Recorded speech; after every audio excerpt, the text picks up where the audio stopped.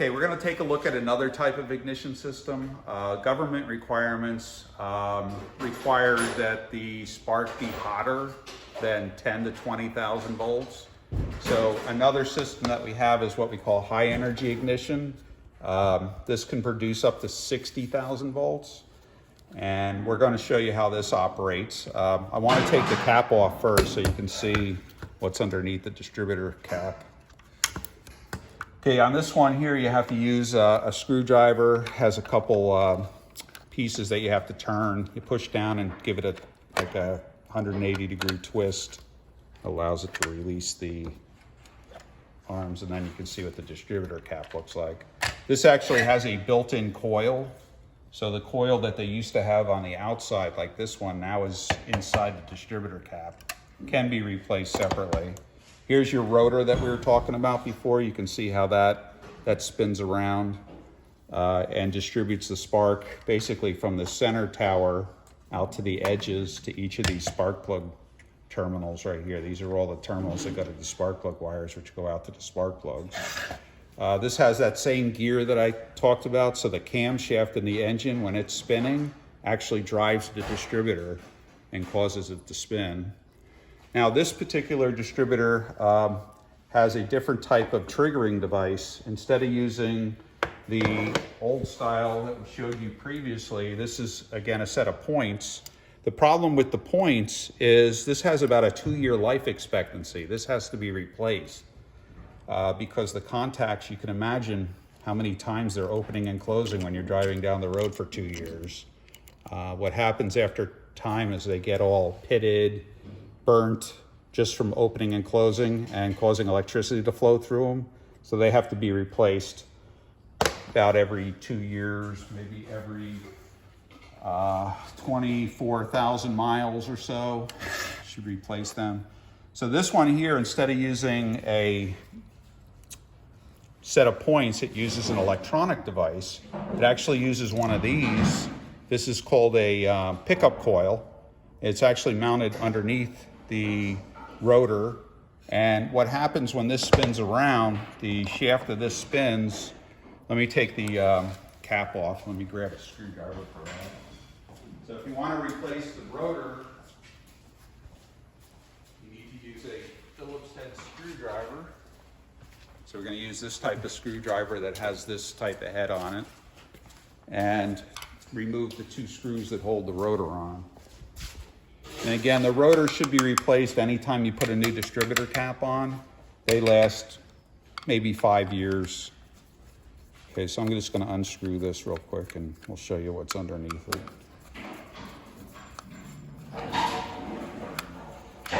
Okay, so we'll lift the rotor out of the way. Again, you can buy this. This is under $10 for a rotor. This is about, for just a distributor cap, probably looking at about maybe $20 for that. Right here's the part that I was talking about. This is called the pickup coil. This is actually one that's off the distributor. As that spins around, if you look down inside there's a part that's spinning in the center. And as that spins around, it goes by these pointy parts of the pickup coil. And it's actually going to create a signal. There's actually a darker piece of metal underneath this part of the pickup coil. You can see it on here too. See the darker metal? That's actually a magnet. They put a magnet under there. They went and magnetized this whole thing. Anything the magnet is touching is magnetized. It actually disrupts the magnetic field as it spins around, generates a signal through these 2 wires, and triggers this part right here, which is called an ignition module. This is what an ignition module looks like off the vehicle. Okay, this is going to ultimately take the place of our points. So you can picture this that wears out. This is basically the lifetime of the vehicle. This part doesn't wear out. Can it go bad? Yes, but generally it'll outlast the rest of the car. This is called an ignition module. Took the place of the points, so you don't have to service it anymore. All right, so basically the signal is going to come out of here, switch. This is actually a switch, but this is an electronic switch instead of a mechanical switch like the points were. So every time the signal comes in from the pickup coil, it's going to switch this on and off and cause the ignition coil, which is inside the cap, to switch on and off, which is going to generate the high electricity, high voltage. So what we're going to do, I'm going to put the rotor back on. Now rotors can only go on one way. They have to be pointed in the right direction. So what they do on the rotor, if you look at one side here, has like a cut in it. The other side doesn't have it here. So one side has the cut and one doesn't. And if you look at the top of the distributor where it mounts, there's this part sticking out. If you try to put the rotor on backwards, okay, there's nowhere for this to go down because the rotor doesn't have the little notch in it. If you spin it around the other way, okay, that's going to drop right down, and then you can tighten the two screws up. So you can see how that kind of fits right there, right? So let me just tighten these up. Okay, these just have to be snug, not too tight. All right, so before I put the distributor cap back on, I want to show you how this works. What we're going to do is we're going to plug this into the cap, because this again is the triggering device. Okay, we're going to power this up like we did with the other distributor. So we need a couple jumper wires. First thing we need to do is run power into the distributor cap, into the coil. So there's actually, up here it says BAT, battery, and TACH is tack.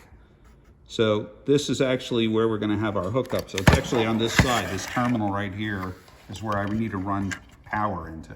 So I'm going to connect this onto our jumper wire. Let's see. Okay, that's hooked up to that. The other end of this is going to go on the positive side of the battery. So we're going to just open that up, put it on there. Okay. Now, in order for something to work, you need to have a ground from the negative side of the battery. So we're going to take this other jumper wire and we're going to hook it from the negative side of the battery right to the outside of the distributor. So I'm just going to hook it onto the side of the distributor here. Now, you can actually hear the voltage trying to leave right now. If you listen, hear that snap sound? Okay, it's trying to get out of there. So we're going to give it a path. We're going to hook up this wire to the negative side of the battery. Okay, right here. This is going to give it a path to ground. I'm going to hold this right above that center button right there, and you'll see the spark jumping out of there, trying to go through the air. Now notice that spark is more purple. Can you see that purple?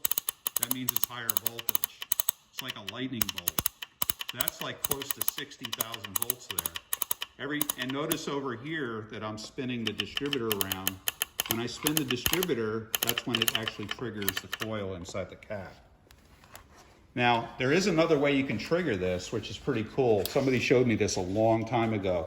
If you take this type of soldering gun, and what this is designed to do is when you push this trigger, this tip gets hot. So if you want to solder something, the end of this will get hot enough to melt solder, and you can actually fix different connections. Right now you can see it kind of smoking a little because it's getting hot. Now, if I hold this near the distributor, there's actually a big magnetic field. The way this works is the plug that I have it plugged into, any wall outlet, is running AC voltage on and off 60 times a second. So when somebody says I have 120 volts at 60 hertz, they're referring to how many cycles the voltage is going up and down per second. It's 60 times a second. That means these lights are going on and off 60 times a second. They just look like they're on all the time, but they're going on and off 60 times a second. So with this tool being plugged into the outlet, it's actually going to create a magnetic field and collapse 60 times a second. If I hold this anywhere near the distributor while I trigger it, it's going to trigger that module and make a spark every time. So I'm going to hold this near the button in the distributor here, And just near the distributor, you can see what it's doing there. It's making like, it looks like a continuous spark there, but it's actually going on and off, taking time to start. So we're just kind of testing to see if this thing's working. And it is. It'll jump about an inch or so, 60,000 volts right there, jumping about an inch. And you really don't want to get zapped with that because that's pretty high voltage. It doesn't feel good. Your arm will tingle after that. If I put this together now, let me unhook this for a second just to play it safe. We're going to put the cap back on the distributor and show you how the rotor works. Now we said the rotor's job is to take that high voltage you just saw coming out of the center and go into this part of the rotor. It's going to go across this to the edge, jump from there to one of the towers on the outside, and go to the spark plugs. So I'm going to mount this back on the distributor and show you how that works. All right, so we're going to take our screwdriver again. The way you mount this particular one on, you have to push down on this, give it a spin, and this locks underneath and makes it so it's locked to the distributor. We'll do the same thing on this side. Okay, push down and give it a twist. That's good. Okay, so we're going to power this up again. I'm going to hook this up to the battery terminal. Again, BAT is battery, so we're going to hook it up into the back of this. Okay, you'll be able to hear the voltage inside trying to get out. I don't have a path for it right now, but let's see. We're going to hook the ground up. Here. Okay, this is the negative side going to the outside of the distributor, which is normally mounted in the engine. You can hear the clicking. That's the spark trying to get out. So we're going to give it a path. Basically what we're going to do, let's see, we'll hook this up to ground again. Okay. This is our ground. We're going to give it a path to go to. Okay.